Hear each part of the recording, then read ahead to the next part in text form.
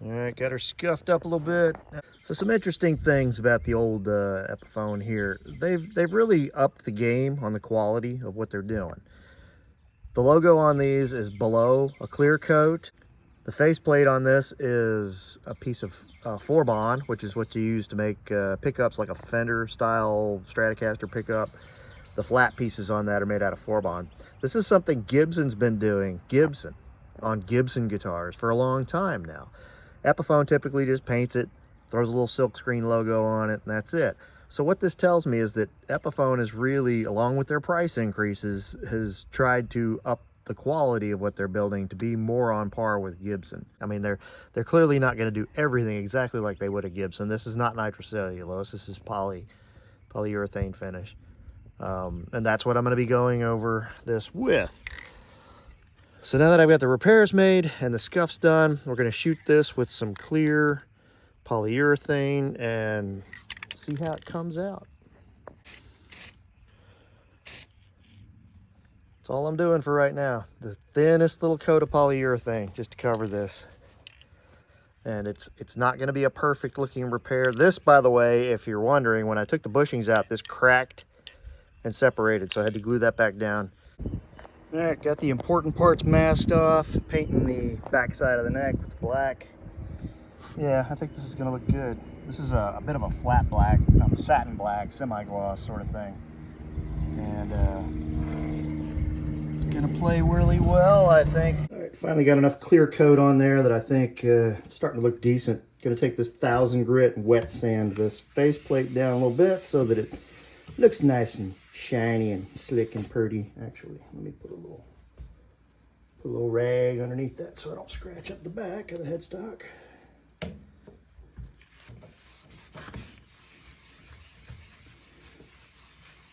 But it should kind of get it back to that factory shine.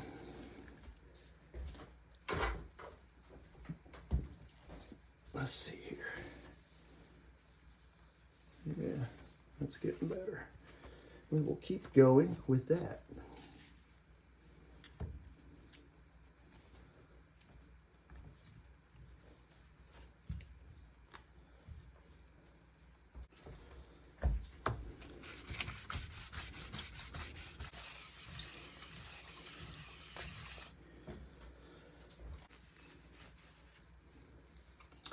Yeah, that's getting good and flat.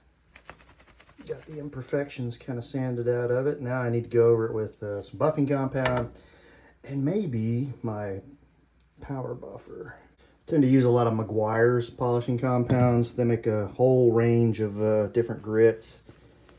And if it's good enough for Daddy's Cadillac, it's good enough for this Chinese bass. Buffer, this amazing piece of equipment. Like I said, I'm sorry, it was $6, it wasn't $5. But let's go to town on that.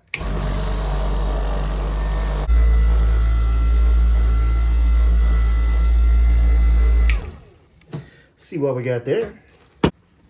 See? Polishing up real nice.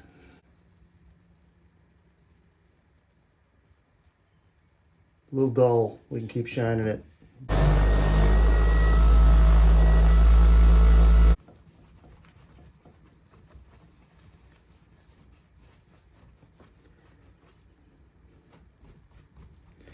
Yeah, I'm liking that. So tuner time. First thing I want to do is take this rat tail file and clean up the edges here. Just a little bit. Let's see, how do this bushing fit? Yeah, it's pretty good. Should be able to kind of hand push that in there. I don't like to hammer them in because I have had it lead to broken headstocks before. I think it's time for a new head for my fretting hammer. All right, that's about the way I want them. And the tuners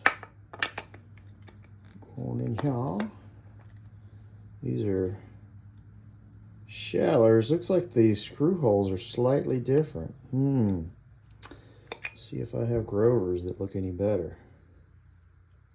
Grovers going in. They are the perfect fit for this bass. These tuners look really good. I don't know what this thing had originally. Probably something fairly similar. All right, there she is. You can still see the brake, but we like that. We like that around here. Tuners look good. Logo looks good. The shine is reasonably decent. Here is a truss rod cover we're going to be using for now. What do you think of that? I don't care what you think of that. We're using it. So that's kind of the look we're going to end up with, gang. Looks decent, right? When I peel this, I peel it away from the paint line because that tends to help it not strip out so bad. Got a little bit of a gap where I didn't mask it perfectly. Let's see what we want to do about that as we go, if anything. It's gonna look cool. All right, so we're almost done. Last thing I got to do is fit a nut, which I bought. I have a black nut we can put on here. Here it is. Goes on really well, fits perfectly. However, it does overhang just a little bit on the sides, so I need to take a file and kind of clean that down a little bit. Just take this fret leveling file, just kind of knock the sides down just a little bit. This allows me to give it some shape and not give it pointy corners that'll stab into your hand when you're trying to go up and down the neck. That is perfect. Perfect. Perfect. So if you check it out right here, some of this is, I don't know what this is, maybe from my sanding or I don't know what exactly, but it's got some discoloration. So let's see if a little lemon oil will make that a happier substance, happier color. This is what I like to use. This is Diodario lemon oil.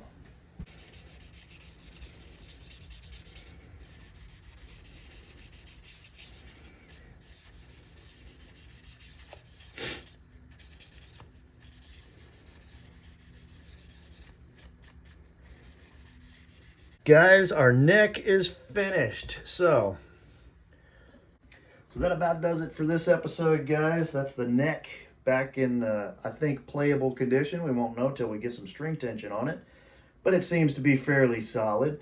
Next time around, we're going to break out the body, start working on putting that back together. I got this Leo Kwan Badass 2 bridge, which is what this bass originally came with. Got a new one in. Got a pick guard. Gonna have to figure out some pickups, controls, all that good stuff. So be sure and check out the next video. Probably be wrapping this thing up soon. So check it out.